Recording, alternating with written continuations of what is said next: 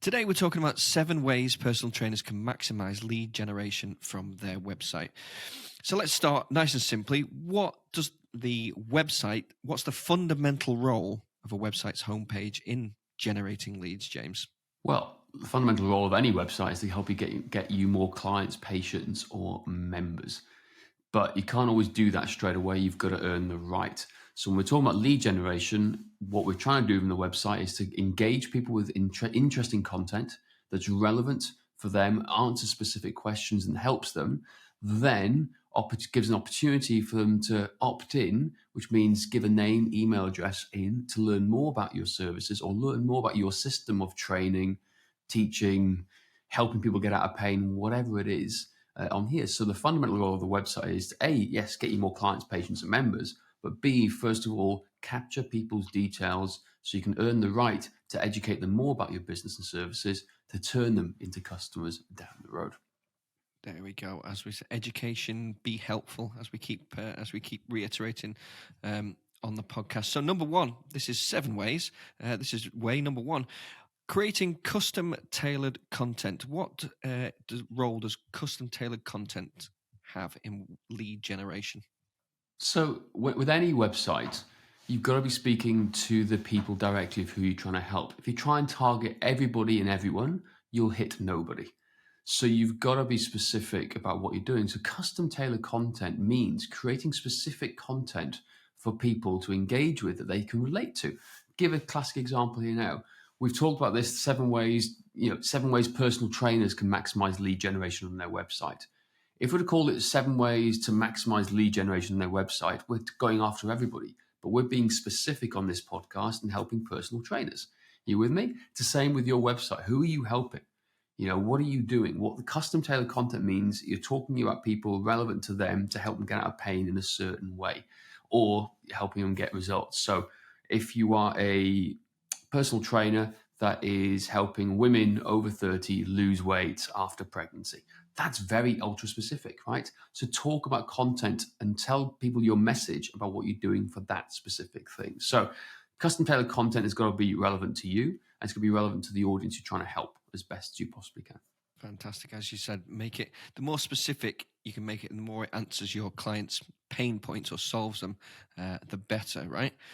What about reviews? What role do reviews play? Massively. I'll let Andrew go into this then. Yeah.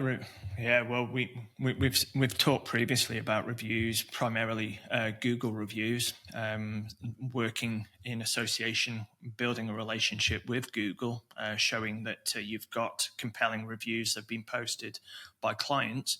But equally, on our websites, having client success stories that you can write a piece on a particular client, could be a case study that can be tailored in such a way that it tells their story, how what brought them to you in the first place, the journey they took with you, how you were able to fix the underlying problem, the health and wellness issue that first brought them to you.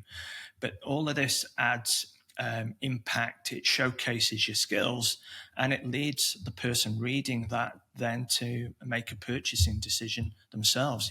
Are you the right fit for them? Does it draw them? And at the bottom of a case study, for example, you might have a subtle call to action asking them to connect with you for a strategy session.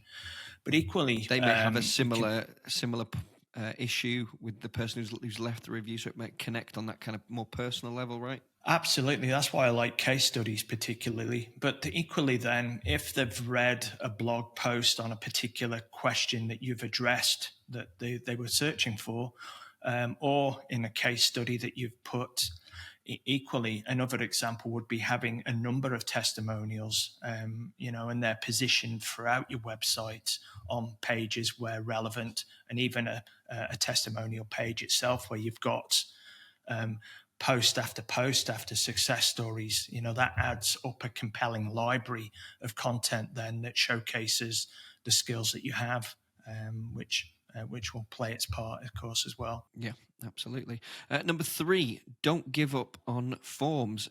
James, how can web forms be effective for lead generation for personal trainers? Because you need web forms to capture people's data. Now, I don't know about you guys, there's lots of news websites out there. I'll give you an example. Wales Online, for example, here in Cardiff. It's the worst website in the world because they're trying to get as much ad revenue as possible. So there's pop-ups coming everywhere. It takes ages to load. Oh my God. The Liverpool Echo Yeah. website is the most, I try to read Everton news. It's the most horrendous thing ever. Awful. It's awful because they're maximizing revenue from that. It's terrible. It's a bad user experience. So what we don't want to do is become like that. So those guys technically have earned the right because they do papers and newspapers everywhere, but we don't. So you need to have strategic forms on your website. If you're on your homepage, it should be at the bottom of the page after people read your story to get to where you want to get to. Or we have timely pop-up reminders. So a little pop-up is when it pops up, maybe when you've scrolled 3/4 of the way down the page, halfway down the page, or if you spent enough time on the website, where it goes, hey, if you like reading this, would you like more information? Here's a free course or a free book that relates to this. So you're going to create a web form that's relatable to the topic they're talking about, that encourages them to download it and learn more about you and your services, basically. So forms are so important because it's where you capture data, and you can pull them into what we call your email marketing funnel, which is all about educating them, being helpful. Not trying to sell straight away. We're trying to educate them, be helpful, to say, hey, we exist. We'd like some help with that. That's it. Exactly. All about growing that email list, isn't it?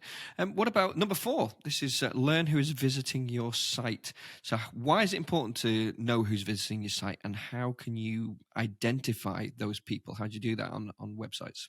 I'll keep it simple because this ties into the fifth segment as well. So we've got like learn who's visiting your site and then utilizing retargeting.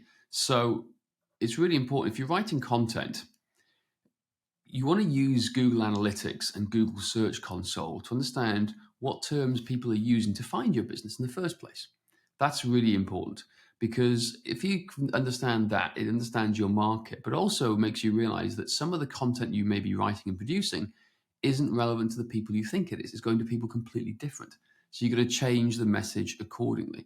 So if you're targeting, let's say, how to lose weight in 2024, and you're targeting busy mums who need to lose weight post-pregnancy, for example, but you're getting busy dads who need to lose weight, there's a mismatch. So therefore, your content hasn't been written on Google well enough to be found in line. So you want to learn who's visiting your site to make sure the content you're producing is relevant to the people you're trying to serve, because if not, you've got to go back and redo your content to make sure it is relevant and the people that you do want to come and find you is finding your website. To understand, Josh. That's simple enough. You mentioned retargeting ads. A little more complex. Is that paid for ads? Where are we going with that? Yeah. So again, if we're going into pay-per-click advertising, Google, Facebook, TikTok, Twitter, or X as you call it, they all have what we call these pixels that can tell you when somebody's been on your website. Therefore, when they log into that platform, you can retarget them accordingly. Or Google can retarget you around the whole web where you visit, from YouTube ads to little pop-up banners here on certain websites.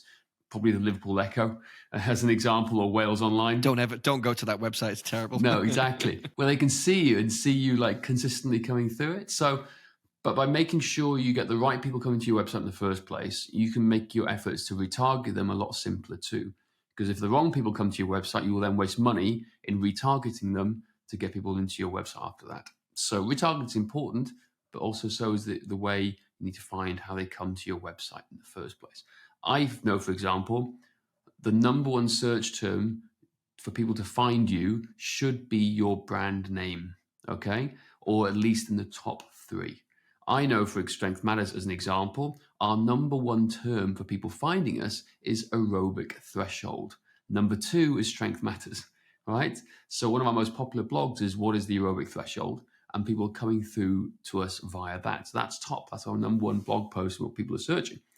But Strength Matters is number 2. So people are actively searching Strength Matters, and people are finding us that way too.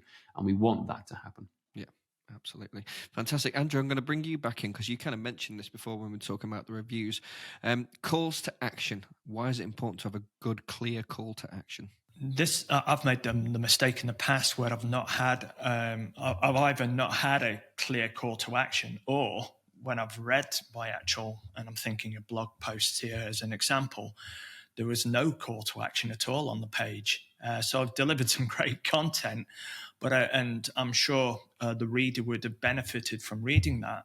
But then I'm not taking them by the hand to guide them to what I expect them to do next. And that's what we need to be doing with any page on our website, is that what's the next step that I want them to take? And that's where a good and clear call to action can come into play. It can be at the majority of the time, it's going to be at the bottom of the page. And it might not be, just so we're clear, it might not be, hey, come and jump on to a strategy call or consultation with me.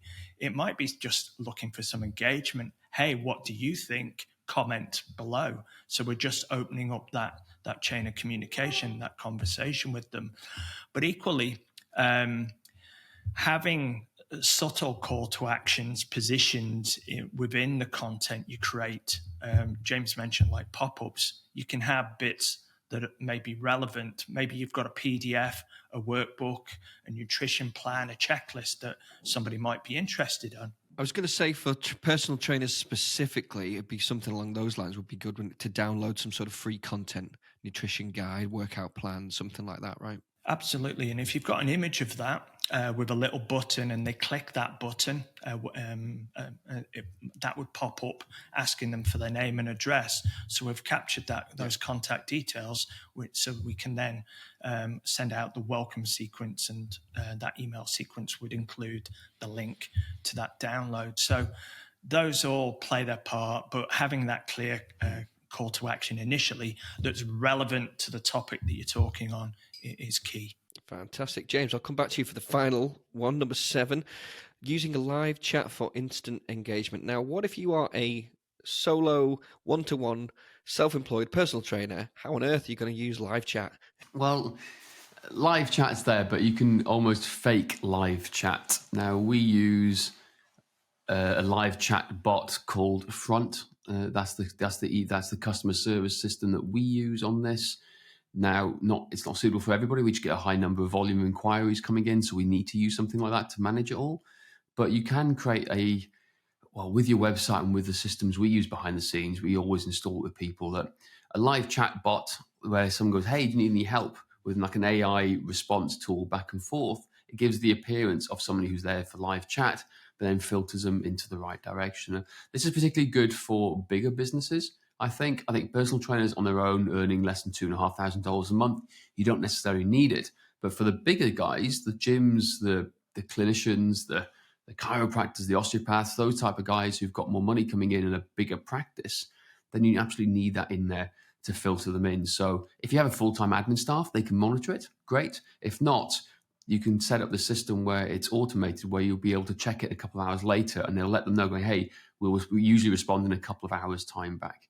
So Intercom, Front are the two we've used. We use Front because it's better value for money and better service, I think we find.